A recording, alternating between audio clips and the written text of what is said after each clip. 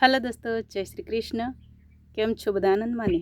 એક નાની એવી પણ બહુ જ મહત્વપૂર્ણ આજે વાત કરવાની છે થોડીક અમથી, તો બને રહેજો વિડીયોમાં. એક સાધુ અને એક દાદાની વચ્ચે જે વાત થાય છે ને, એ નાનકડી એવી વાત છે, તો બને રહો વિડીયોમાં. તો વાત જાણે એમ છે કે દાદા છે ને એ ખાડો ગાળતા હતા અને ત્યાં બાજુમાં થઈ અને સાધુ નીકળ્યા. તો સાધુએ દાદાને પૂછ્યું કે દાદા શું ચાલે છે? તો દાદા કે આ જોવો ને એક જરીક ઝાડ વાવવું છે.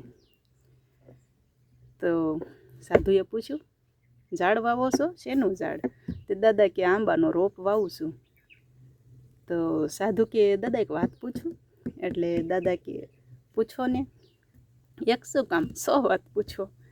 એટલે સાધુ કે દાદા તમારા વરસ કેટલા થયા? એટલે દાદા કે હશે કાંઈક 80-90. અહીંયા કોને ખબર છે એ કે કોણ ગણવા બેઠું છે. એટલે પછી સાધુ પૂછે છે કે દાદા હવે કેટલુંક જીવશો? તો દાદા કે 2-3 વર્ષ જીવી લઉં ને તોય ઘણું. એટલે સાધુ હોય કે તો આંબાની કેરી ક્યારે આવશે અને તમે ખાશો ક્યારે? પછી દાદા સાધુને હોય કે તમે ખરા છો હો. એ કે આખી જિંદગી મેં કેરી ખાધી કે નહીં? તમે ખાધી કે નહીં? તો સાધુ કે હા આપણે ખાધી. તો કે સાધુએ પછી એમ પૂછ્યું કે હા આપણે કેરી ખાધી તો તેથી હું એમ? તો દાદા હું કે ઈ આંબા આપણા બાપ દાદાએ રોપ્યા હતા એટલે આપણે કેરીઓ ખાધી ને. તો સાધુ કે હા આપણે ખાધી. એટલે દાદાએ હસીને સાધુ સામે જોયો ને કીધું કે આજે હું આ આંબો વાવીશ ને તો આપણા છોકરા પણ કેરીઓ ખાશે. તો એમના છોકરા પણ ખાશે. આપણે ઝાડ વાવીશું તો આપણા છોકરાઓને ફળ મળશે અને આપણને ઝાડ વાવતા જોશે ને એટલે એ પણ કંઈક આપણી પાસેથી શીખશે અને એ પણ ઝાડ વાવશે. અને આ સૃષ્ટિને આ પૃથ્વીને ઝાડની તો જરૂર છે જ છે. તો ઝાડ આપણને ફળ આપે છે, આપણને લાકડા આપે છે, આપણને છાંયડો આપે છે અને આપણને ઝાડ છે એ પોતાના અંદરથી અલગ અલગ જાતની કેટલી બધી દવાઓ પણ આપે છે, આપણને ઓક્સિજન આપે છે. તો આપણે ઝાડ વાવવા જોઈએ કે નહીં?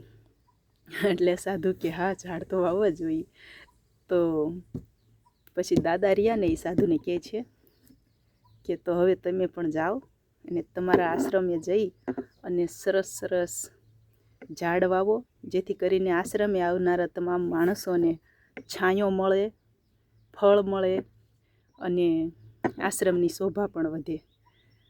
દાદાએ કેવી જોરદાર વાત કરી નહીં? તો કેવી લાગી તમને દાદા અને સાધુની વચ્ચે થયેલી વાત?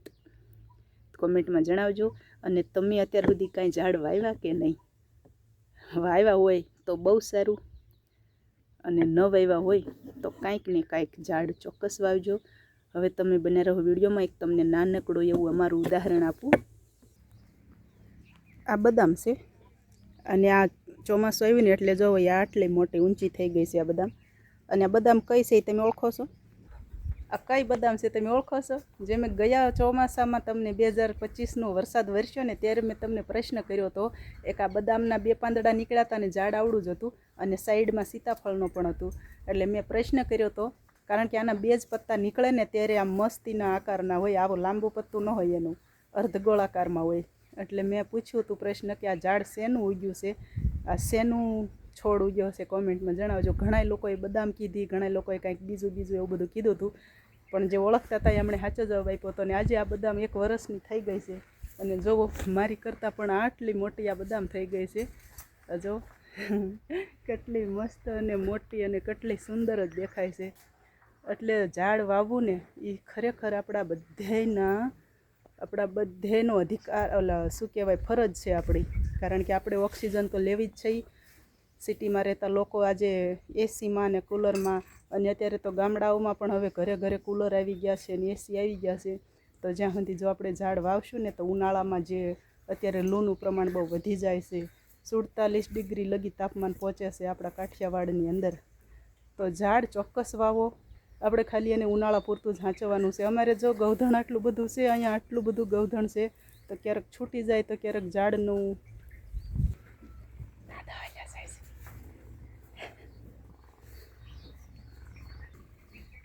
દાદા હાલ્યા જાય ને એ મારા સસરા છે. એટલે જો અહીંયા જ ગૌધણ છે આપણું, અને અહીંયા જ હાવ બદામનો છોડ છે. તો અમે ખાલી 1 વર્ષ લગી કાળજી કેટલી રાખી કે ઢોર માલ આપણું છૂટે તો આ બદામનું માથું ન મરી જાય, એટલું ખાસ ધ્યાન રાખીને અમે. એટલે જો નહીંતર અહીંથી ઢોરને છૂટીને અહીં પહોંચતા કેટલી વાર લાગે. બસ જો આટલો જ ગાળો છે ગાયની અને ઝાડની વચ્ચે, જો આટલો જ ગાળો છે. આ ગાયના પગ છે અને આ બદામ છે, હે ને. ખાલી 10 જ ફૂટના અંતરમાં બદામનું છોડ અમે વાવ્યો અને આજે આટલું મોટું ઝાડ થઈ ગયું છે. હવે તમે વિચારી શકો છો કે જો 1 વર્ષમાં ઝાડ આટલું ઊંચાઈ આટલું મોટું થતું હોય. અમારે તો અહીં નકરો પથ્થર જ છે, પથ્થરની અંદર જ અમારે આવું બધું વાવવું પડે છે. ને છતાંય જો 1 વર્ષની અંદર અમે આટલું ગૌશાળા અમારી પાસે છે, ગૌધણ છે, અને એનેથી હાંચવી અને ઝાડને આવડું કરતા હોય આવડું. તો તમે લોકો શહેર સિટીમાં હોવ ને તો એ બંગલાની આગળ પણ આવું બધું ઝાડ મેં ઘણા જગ્યામાં, એમાંય રાજકોટ રંગીલું શહેર, મેં બહુ બધા બંગલાની આગળ આવા મોટા મોટા ઝાડ જોયેલા છે. તો એક ઝાડ ચોક્કસ વાવો. અને દર વર્ષે આપણે કેમ માનો કે હું આજે 20 વર્ષથી વડોદમાં આવી છું, દર વર્ષે હું એક ઝાડ વાવું છું. ને આજ મારી વાડીની અંદર મારા પોતાના હાથે વાવેલા 20 ઝાડ થઈ ગયા છે. જે તમે આ બધા જોઈ શકો છો. આ ગુલમોર રહ્યો ને, આ પણ મેં જ વાવ્યો હતો. અને આ રહ્યું ને, આને ઘણા લોકો એમ કહે છે કે આંબો, પણ આ આંબો નથી. આ ઝાડ પણ મારા કાકા લાવ્યા હતા, ત્યારે 150 રૂપિયાનું હતું એક ઝાડ. મારા કાકા લાવ્યા હતા અને એ વાવ્યો. અને સાઈડમાં જો આ બંને ઝાડના થડ છે, એ ગુલમોર છે, ને આ વચ્ચે રહ્યું ને એ આવડું આ ઝાડ છે. એટલે ઝાડ ચોક્કસ વાવો. હું તમને બતાવું તો આ હાગના ઝાડ પણ, આ હાગ, આ લીલગરી, આ હાગ રહ્યો ને એ મેં વાવ્યો હતો. આ લીલગરી પણ અમે વાવી. દાદા પાસા હાલ્યા આવે છે. આ બધું ગૌધણની પાસે જ છે. જો અહીંયા ગૌધણ છે ને અહીંયા જ અમે આ બધા ઝાડ વાવ્યા છે. આ સીતાફળી પણ મેં વાવી હતી, આ આંબો પણ મેં વાવ્યો હતો. આ આમળાનું ઝાડ છે, આ રહ્યું ને એ આંબળો અમારા પતિદેવે વાવ્યો છે. પછી એક આ ખજૂરી રહી ને, આ એના હાથે ઉગી છે, પણ તોય જો આજે આ 4 વર્ષની ખજૂરી થઈ ગઈ છે.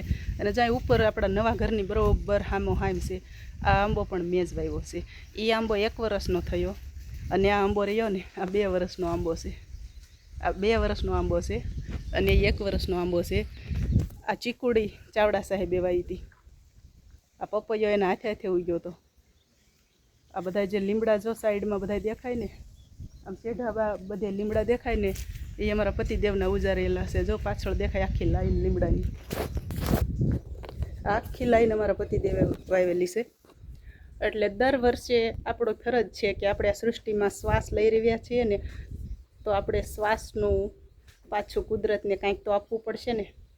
તો એક ઝાડ આપો, દર વર્ષે એક ઝાડ આપો. તમારા જેટલા જીવનના વર્ષો થાય ને, એમાંથી ખાલી જો અડધા ઝાડ ઉજરી જશે ને, તો આ સૃષ્ટિ છે ને એ જોરદાર થઈ જશે.